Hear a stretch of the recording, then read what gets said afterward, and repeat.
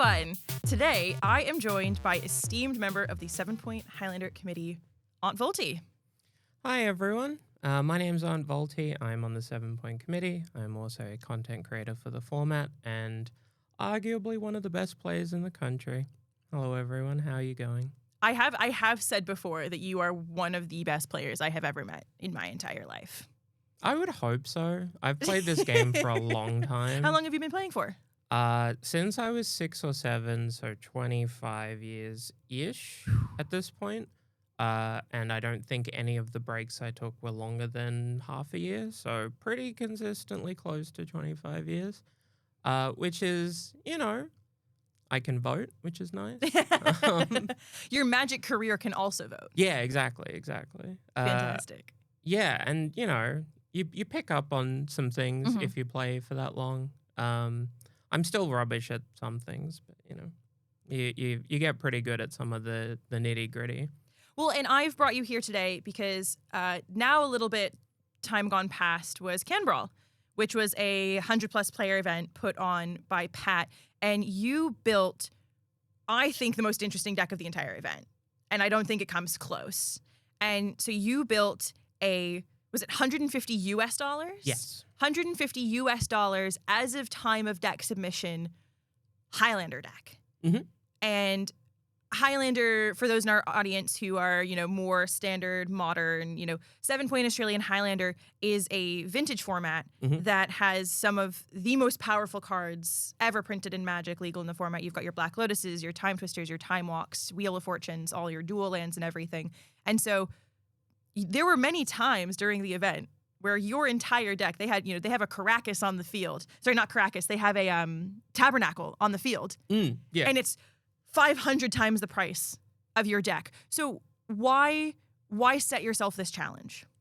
So realistically, I think one of the big things about people trying to get into Highlander, which is a lot of the emerging audience that I have, is it's just kind of daunting to be like, I want to try this format that everyone in Australia plays.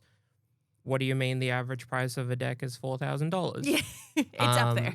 And so, if you don't already have a collection that enables you to move into Highlander, there is the accessibility rule in place, but even the 8-point decks of the format still go for 1.5, 1.4, and that is the, competitively viable ones.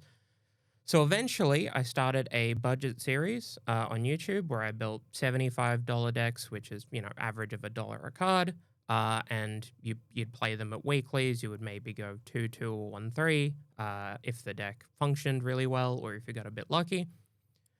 And then I found out after making all of these decks, I think it was, 15 or so, that I hadn't played any of them at an actual major event. I played some at weeklies. I had tested some on Moto for proof of concept, but I hadn't put my money where my mouth was. And it's very easy to say, oh, here's a budget deck. You could totally do well with it when you probably won't.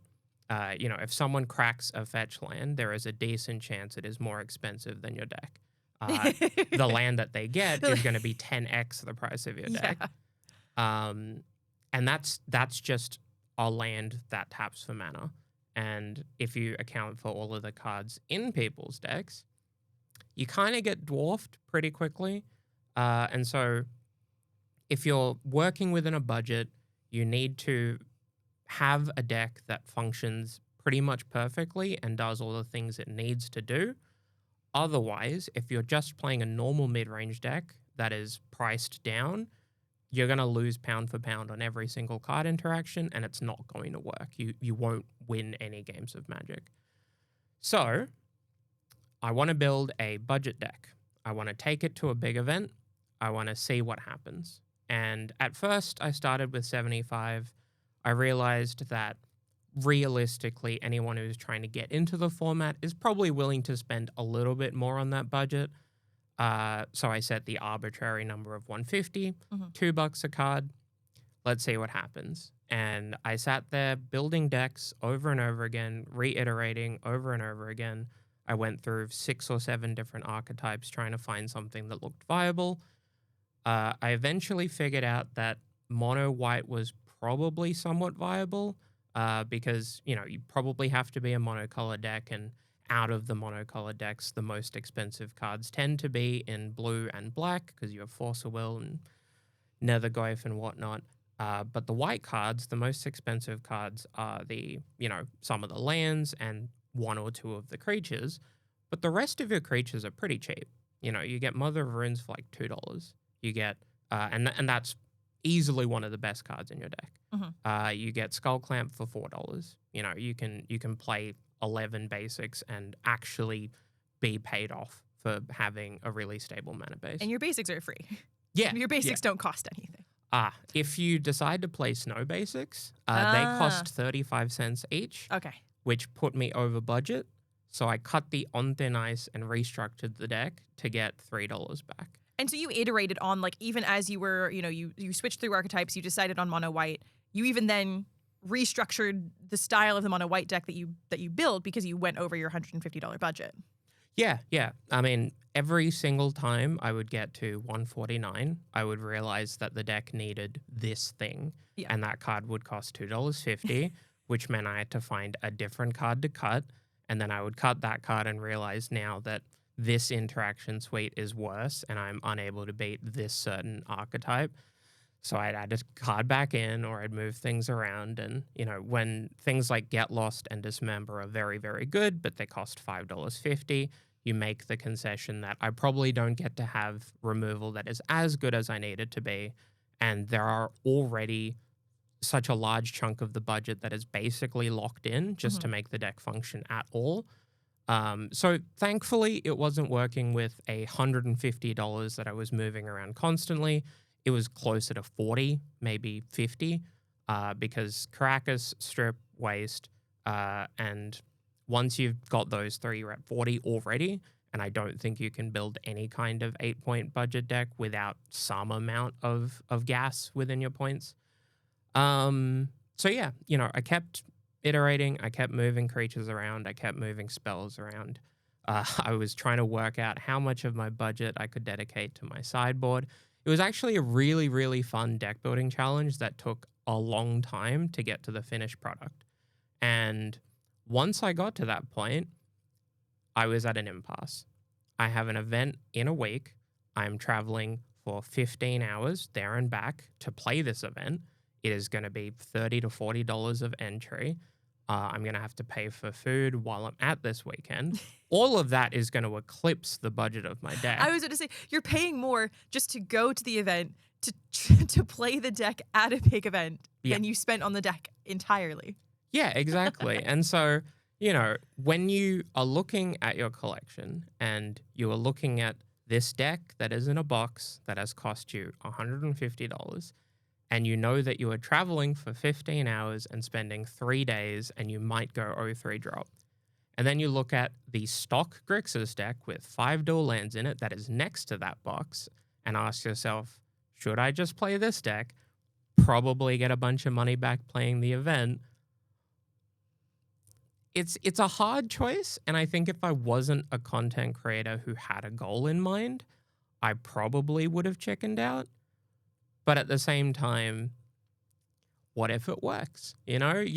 What if all of the random thought experiments that you came up with, and what if all of the hours you spent on Moxfield re-updating to cheapest printing and trying to work out what your deck actually looks like when all the card arts are unfamiliar? That one's a fun one, when you just lose track of what cards you have or don't have in your deck, because I don't know what a Valley of Gorgonoth is. Like, what do you mean I don't get to look at Wasteland and know that I have a Wasteland in my deck when I'm planning? Yeah, that's like the Lord of the Rings, like, box topper version, right? Yeah. It's the same with the White Tower of Echelon, I think it is, which is the Caracas printing. That's I will say that's the one thing whenever I do commentary with Jimbo, he loves having me because I can recognize all of the alternate arts and the secret layers, because I'm face first in cards pretty much every single day at work. And so he's like, oh, thank goodness someone recognized, this specific secret layer expressive iteration, because I didn't know what that was. Yeah. It happened multiple times in testing and in a weekly prior where I drew a card, didn't recognize it by its art because I'd just picked up the version that existed at, my LGS, for example. And so I had to read the card and be like, oh, it's that. Okay, sure. Play it. My opponent's like, what is this? And I'm like, it's this card. Like, Weathered Wayfarer was a big one because it was the Fallout Commander printing. Oh, yeah. Which has a different border to the one that you normally see. Different border, has a different art. art. And it's already an uncommon card that people don't expect to see. So that's the plains grabbing one, isn't it? Not quite. It is white for a 1/1 with white tap, search your library for a land, put it into your hand. But only if an opponent has more lands than you. Yes. Yeah. It is designed as a way to offset the play draw rule, but there are very few cards that can tutor for strip mine that don't cost a lot of money or are in green.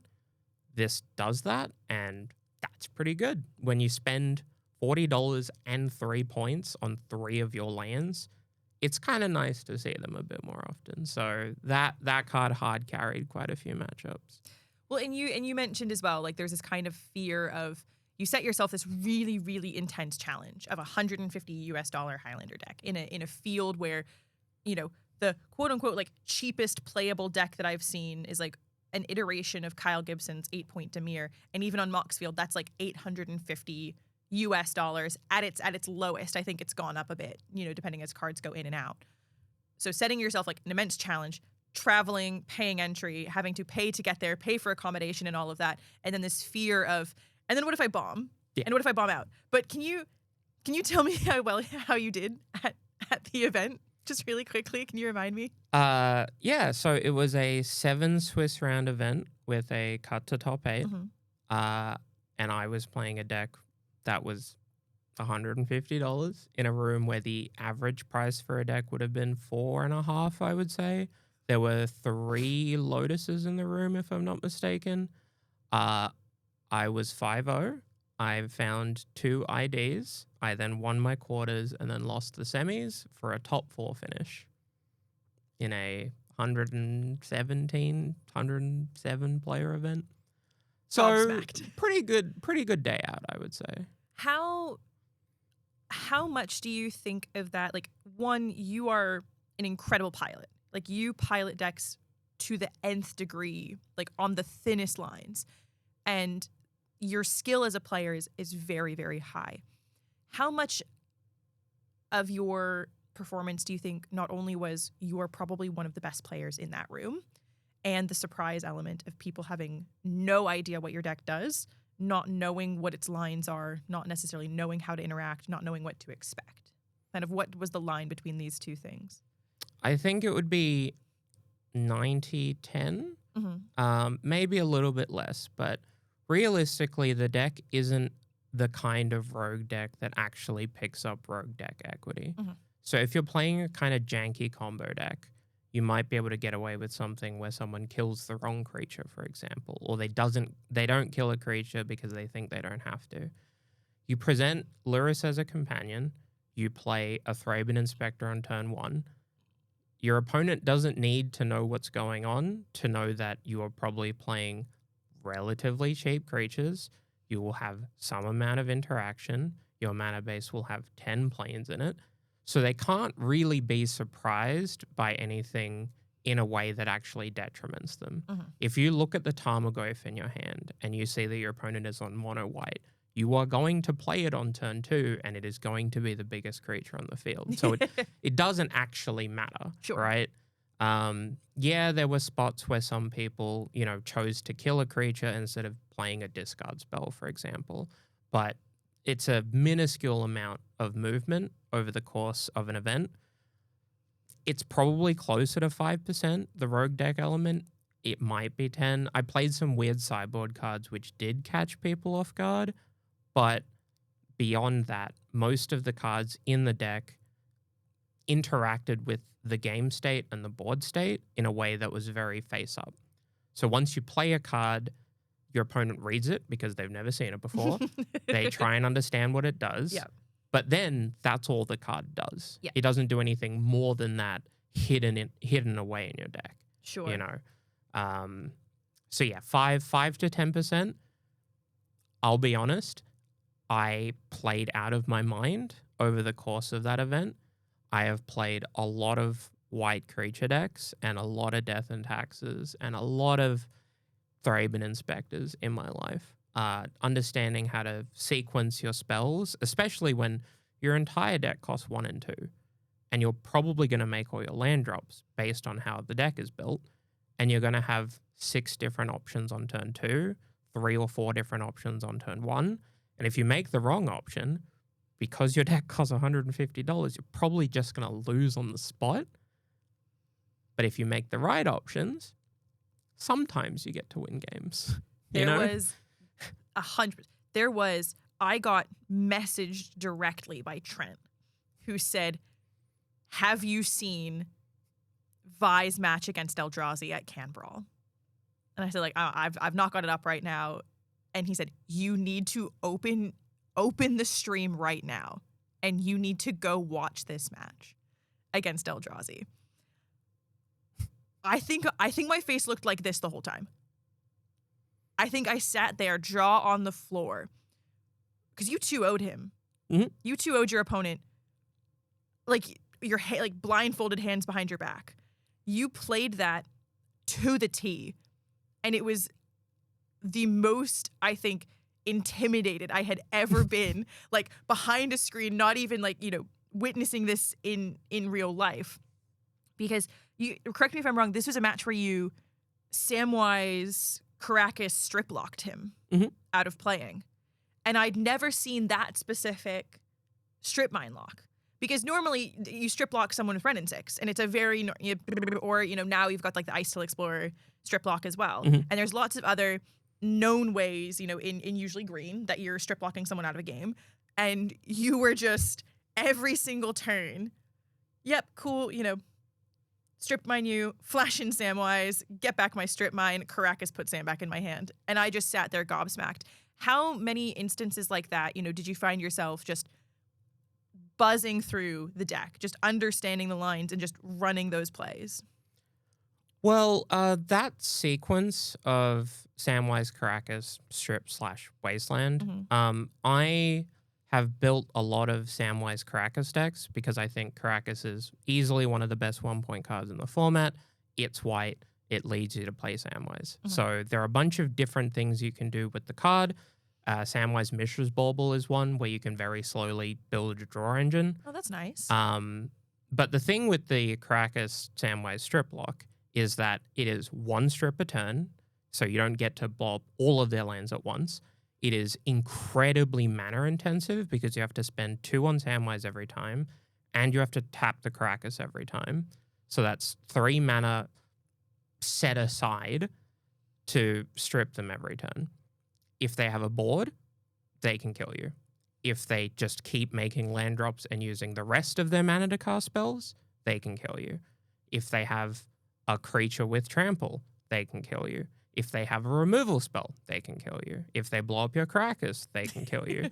So in order to make that routing as safe as possible, it also becomes as slow as possible. You are delaying how you sequence this. So if you watch the video, you'll notice that I play the strip mine, activate it in my opponent's upkeep.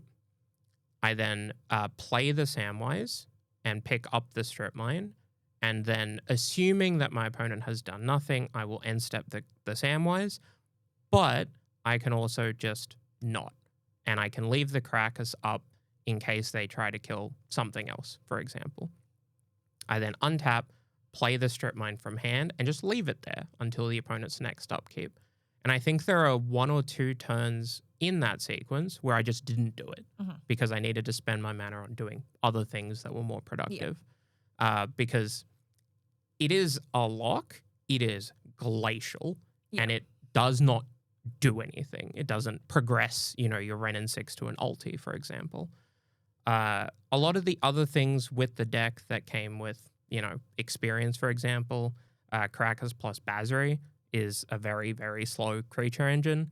Thraben Inspector with a Skull Clamp on it to set up blocks, and then cracking the clues to, fill your hand in certain spots and making it land drops. There is a lot of weird things you can do once you have 2 or 3 cards that synergize together. But it really comes down to the deck building process that happened, which is if all of your cards are worse than all of your opponent's cards, pound for pound, you need to maximize your synergy. You need all of your cards to work together to become more than the sum of the parts. And that means when you do eventually play the games, you will draw a bunch of cards that might work together, but you're going to have to figure it out. Because if you don't, you're just playing 1-mana 2/1s and you're going to get bodied.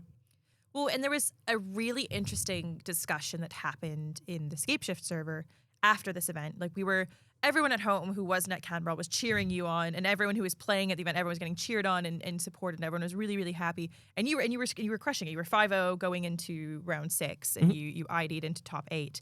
And after the event, you placed top 4. There was a lot of chatter in the server about deck list now. I want to build this. Give me the deck list. Like, I'm so excited. I love this deck. You played it so well. And I think you really startled a lot of people by saying, don't build it. And I think that was, kind of shocking to hear. Like, people are like, what do you mean don't build it? You placed top 4. The deck is sweet. You drove it like a dream. This was like, sure, it was like an actual tiny little $150 jalopy, but you drove it like a Ferrari. Like, this was the best thing to watch ever.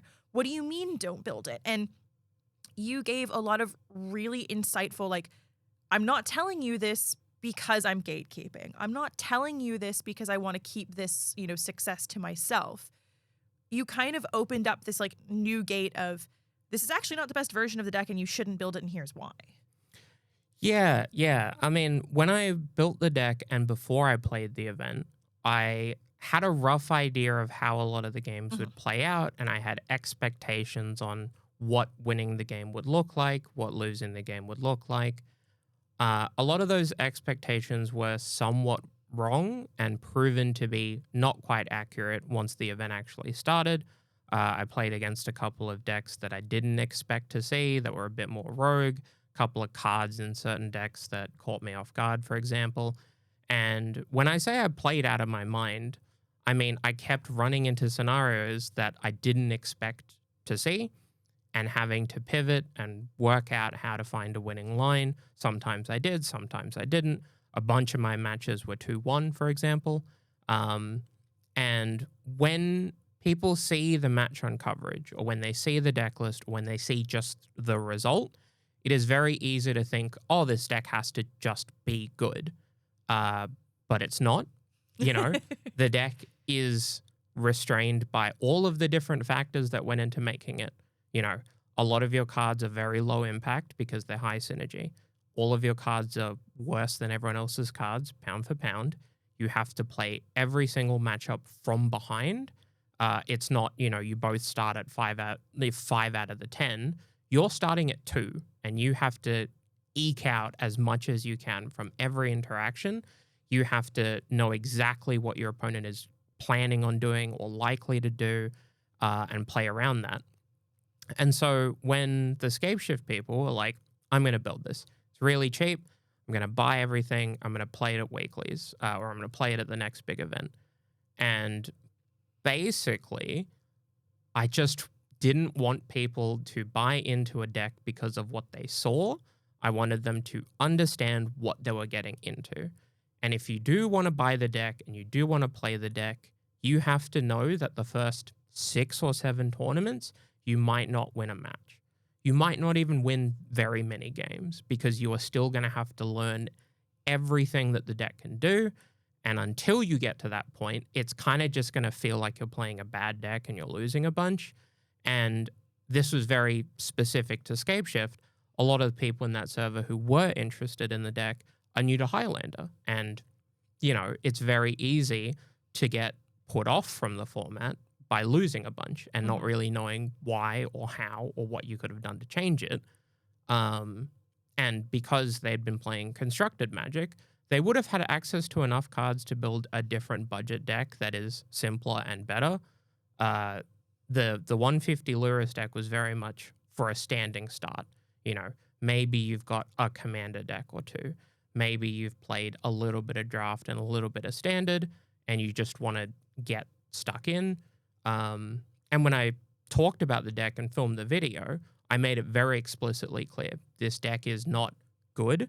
It is very difficult. You will lose a lot, but it's fun. Mm-hmm. And if that's what you want and you're willing to buy into that, go for it.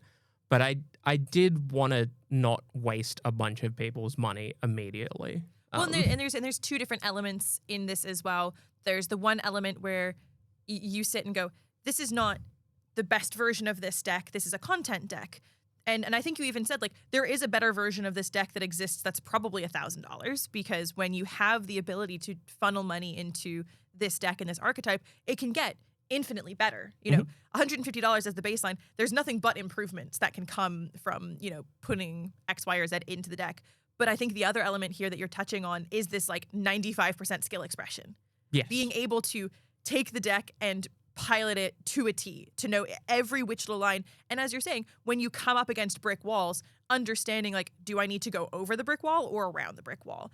And when you're not familiar with a deck, that can be a really difficult choice, and you try and go through it, and then you know, bruise your knuckles up because you're trying to go through a brick wall. And so part of what happens in these situations, right, is as we've discussed, you know, Magic players love looking at the top 8 decks from any event, and they love copy pasting. And then they don't win.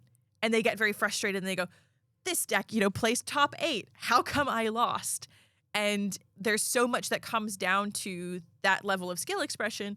And also, you know, the most winningest deck is not necessarily the best deck for you as a player, or isn't necessarily even the best deck. Yeah, I mean, variance is a huge part of Magic. If you're looking at one event and the lists in that event, maybe it was a good deck for the day, or maybe the person got lucky enough.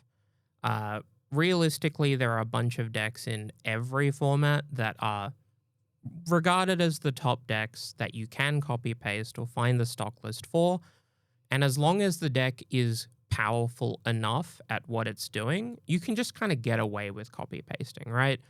It is very, very easy to build stock Grixis, play a Dragon's Rage Channeler, get Delirium, and have a 3/3. And if it hits them 7 times, they're just dead.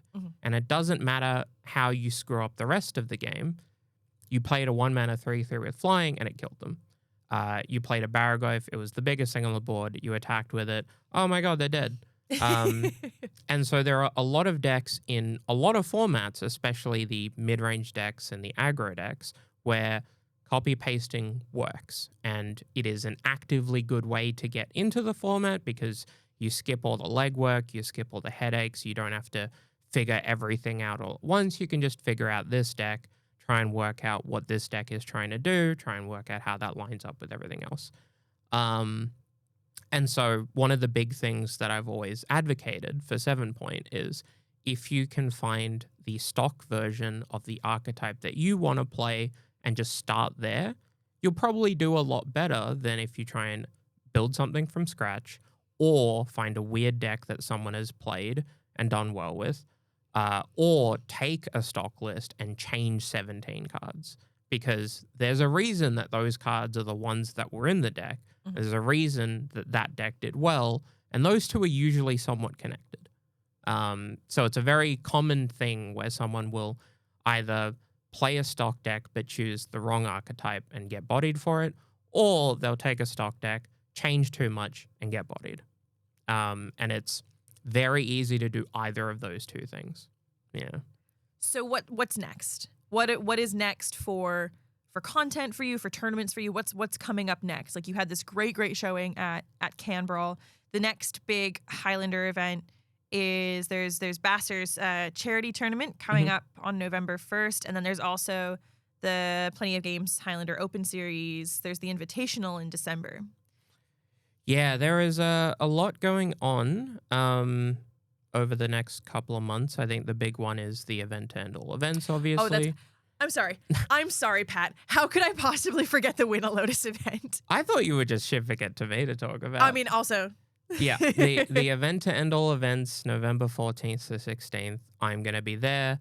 I'm going to be playing. If I don't get an invite to the Invitational, I'll find something to do on the Friday, but I wouldn't be too surprised if I can get one. I trust. And then we're all going to be playing for a Lotus, and it's going to be 200 plus players. And I'm hoping that I put everyone in the dirt. I'm hoping that it's with something kind of cool. If it's not, and I default to playing the best deck in the format and just skill diffing everyone, that will be kind of boring and that will make for worse content. But if it wins a Lotus, how much worse could it be? I was gonna say, if it nets you a Lotus, surely that's kind of like, well, you know what, we'll take those. Yeah, I mean, it's one of those things where if I'm playing this massive event, I'm hoping to get a video out of it. And if that video is I won a Lotus, that's great. But if the deck list I played is the exact same stock Grixis deck that 20 other people played, it's not as cool. If I win a Lotus with a deck that no one is playing and no one has ever seen before, that is the best possible outcome. Yeah. But if I play that deck and don't win, that video is a little bit worse, but maybe I top 8. Yeah. You know, maybe I still get something out of it. That question of what I do has stuck with me for about 6 months. Hasn't been answered yet. Has not been answered yet. Yeah. There are a bunch of smaller events leading up to November. This weekend is the RC, so there is an RC side event, which is pretty classically like 50, 60 players. Then a bunch of events in Melbourne in the lead up. There's the Invitational for POG in December. And then moving into next year after November, there's obviously, CanCon and My Invitational and Isaac's birthday weekend. And there's all these different things that may or may not be happening. There's lots of ways to play Highlander. Yeah, exactly. And realistically, I will be attempting to play more because I think it makes for better content. And the commentary team that we are building and that a lot of different places are building, they're all solid, and it's people who aren't as invested in playing and trying to win events. So maybe I, remind the kids of who the GOAT is. Yeah.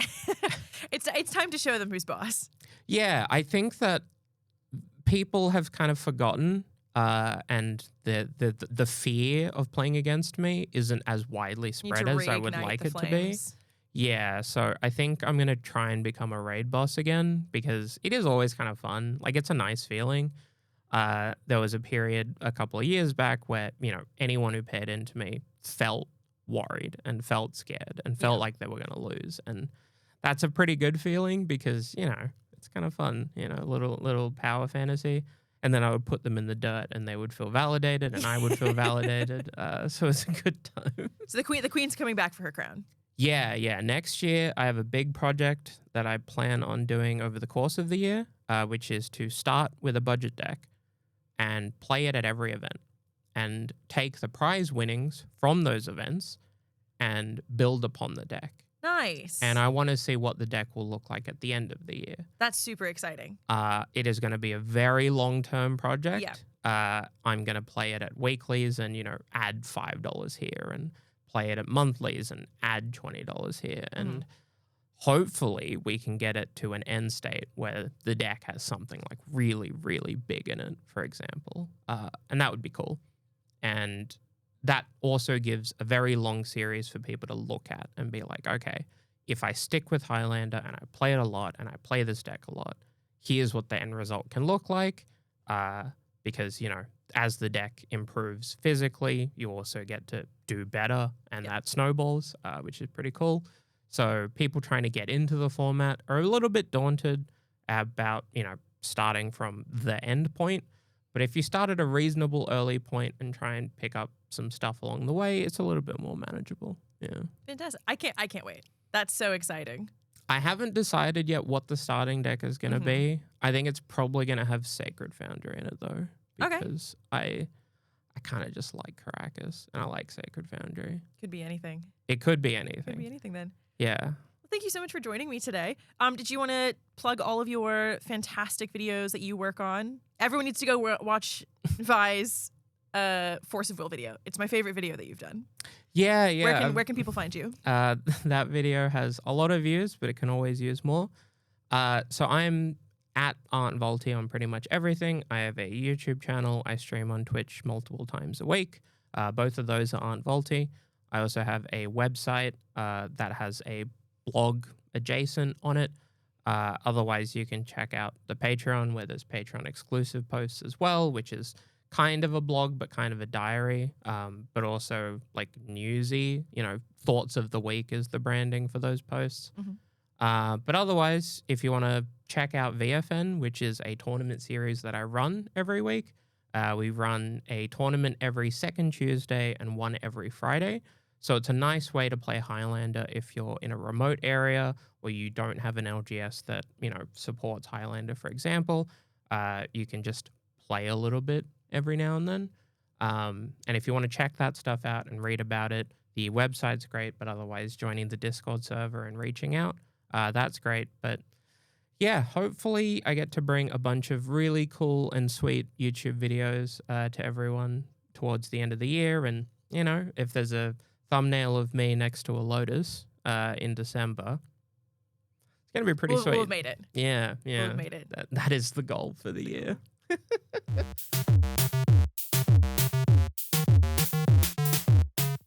With all that said, that's all we have for you today. We look forward to seeing you again next week. New episodes release on Mondays at 11 a.m. Australian Eastern Standard Time. You can keep track of all of our releases at RaiseMTG across Instagram and Blue Sky. You can follow me at Kira Bobira, Maya, who is in absentia today, at MayaMTG. And you can find Vi on all of your socials as well. And that's at Aunt Voltie. Yes, Aunt Voltie on pretty much everything. Thank you so much. We'll see you next week.